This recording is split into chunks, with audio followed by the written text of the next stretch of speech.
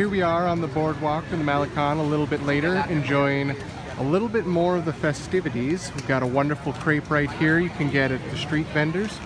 You can see that the atmosphere has changed over quite a bit in the twilight evening hours. Again, very safe area, good nice little spot to come to, but it gives you something to do a little bit in the evening. It's a little bit more alive than it was during the day.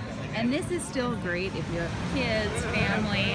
It's very friendly, very safe, easy to grab a bus back for many hours longer. They do have activities for kids. There's going to be shows coming up ahead and everything you can even think of. This is a great place to grab some food. You can get corn on the cob, crepes. I mean, anything you can think of you could buy down here right now, and it's really a great time to check it out. So if you're here, make sure you come down in the evening one night. Even if you want to get back before dark, you can come down at sunset, enjoy the beautiful sunset, and get some great stuff.